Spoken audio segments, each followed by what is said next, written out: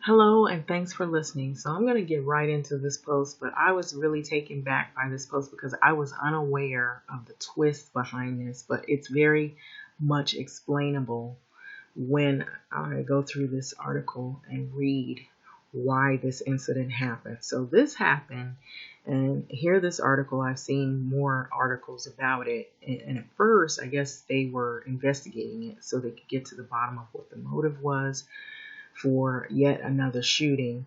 But this one took place in the workplace. And when I read through this, you're going to see just what happened. And it's sad. And I have not been unfamiliar about this. I actually heard this happen at some other companies where people have had workplace violence, but it all stems from racism, believe it or not.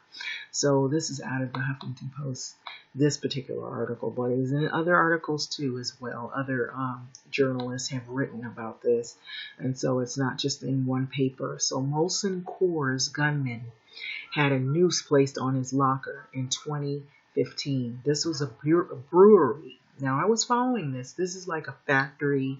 This guy was an electrician, and what ended up happening was really tragic. And so, yet another shooting, but this is Nina Golgowski.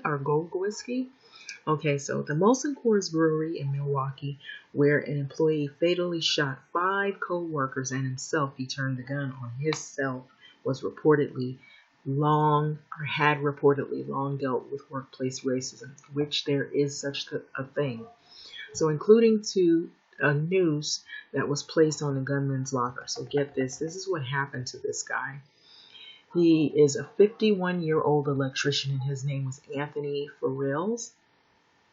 And so the noose that was left on his locker in 2015, someone had placed it there. So it was removed before he had gotten there to see it. So Farrell, who was a black employee, could see, it says they got rid of the noose before he could see it. Okay, so a company spokesperson confirmed this to Huffington Post about this incident. So that was among many incidences that went on at this particular brewery. And so he was notified about it, though. Someone told him that a noose was placed on his locker, which was not uncommon. So the person who had put the noose on Farrell's locker was never found, of course, and there was no security camera footage, or at least as they say, of the racist act. So Molson Coors Chief Communications and Corporate Affairs Officer Adam Collins said in his statement, so we offer HR and security services to the employees, and we talked to the brewery leadership team in Milwaukee about this issue, and we ensured everyone knew about our confidential paths to share discrimination and harassment complaints, Collins said. Haven't we heard this with many different places before, where they claim that they have, racism free, or a workplace that is inclusive or promotes inclusivity, or there's people that you can come to if you're having any types of issues that have to do with, discrimination and whatnot. We see that on applications, but that doesn't mean that that's what actually is going on in those workplaces. And so going further, so this is actually the company here in Milwaukee. And it says an employee killed 5 people as well as himself in a shooting at the Molson Coors facility in Milwaukee late last month. Employees have since confirmed that someone placed a noose several years ago on the gunman's locker. And so Collins added that the Molson Coors still has more work to do to foster the inclusivity and welcoming workplace, which we aren't going to shy away from, as they claim. So a company spokesperson did not elaborate on specific actions or the measures that will be taken to improve race relations at the facility, and did not respond to Huffington Post's questions about whether there have been any other racist incidents involving nooses at the workplace. So you can see what looks like here, security officer, and they snapped a shot, and he's standing outside of the workplace. So security personnel patrol outside of Molson Coors campus February 27th, a day after that deadly attack. And so police told the Huffington Post on Wednesday that a motive for the February 26th shooting has not yet been identified. However, Milwaukee Police Chief Alfonso Morales told the local radio station WTMJ last week that he doesn't believe racism was the factor in the attack. Yet, 6 current and former employees were speaking with the Washington Post. Okay, and so they have said that there's been overtly racist acts that have occurred at that brewery for many years, including racist slurs targeting black people, scrawled on walls, racist cartoons, and nooses. And so Jaylani Muhammad, who worked at the brewery between the years of 2015 and 2019, said that former co-workers would make fun of his name and his faith, him being Muslim, and I'd hear jokes, as he said, jokes about me putting a bomb in someone's car or putting a bomb somewhere in the building, he told the Post. And so I never took it to the management because there was a time when a guy was making a joke in front of the supervisor and the supervisor didn't say anything about it.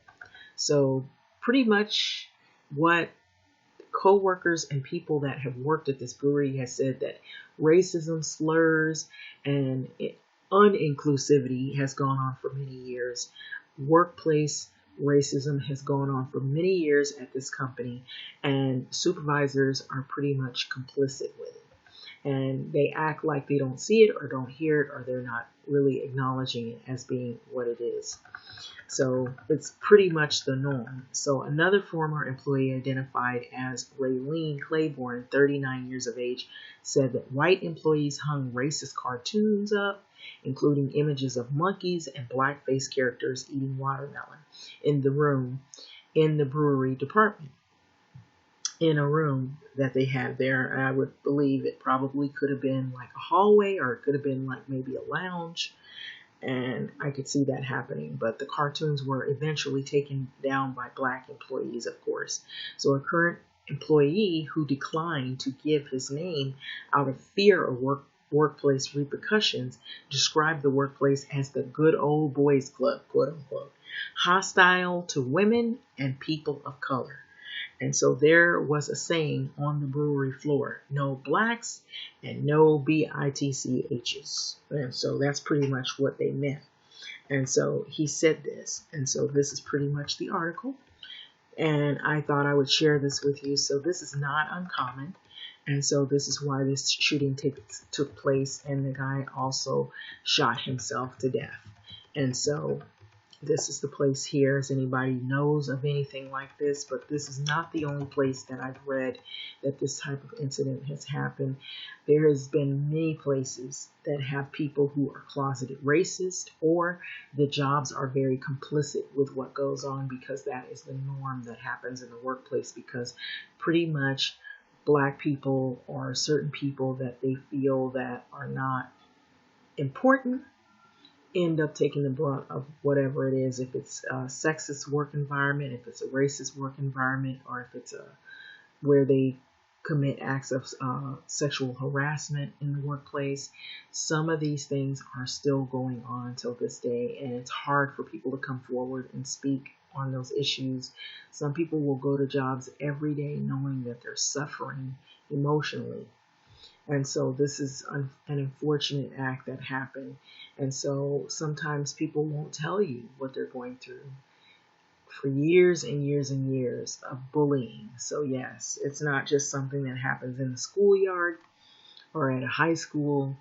It happens in the real world, where there are adults at work environments and work settings where they're bullied about whatever it is, who they married, their race, their religion, their color, whatever on down the line, what gender they are. And so this is a really sad, tragic event that has happened. And so maybe it'll be just another issue that should be brought up more often, and people take things a little more serious instead of like just turning their back when they get a complaint or when they've heard or seen things happen that it could lead to worse. Hopefully there won't be any more types of shootings like this. But what do you think about this story? This is not uncommon. I was reading something about other companies where they're pretty much complicit about workplace, either if it's violence or if it's sexual harassment or sexual favors on the job, or if it has to do with racism on the job, where if you go to complain, pretty much your complaint is not even taken serious or for face value. It's not even, it falls on deaf ears pretty much. So having said this, I'm going to let this video go, but what do you think about this? It's not the only place that I've heard of this. I've even heard some people have gone on to go to small claims court and file like lawsuits, also civil lawsuits, and criminal lawsuits even, depending on how crazy it gets, if it turns into something that such as violence. But anyway, having said that, because sometimes people end up having to quit a job that might be the only place they work, so there's a loss of money, so they end up trying to see if that they can, prove in court why they had to quit their job or why they walked off the job, or emotional stress, so it could be a number of things, workplace violence, and now you've got this a tragic shooting that left several people dead. I would want to know, before I let this video go, who were the 5 people that were killed and what role did they play in this whole thing, with the gunman that turned the gun on himself. What was his life like?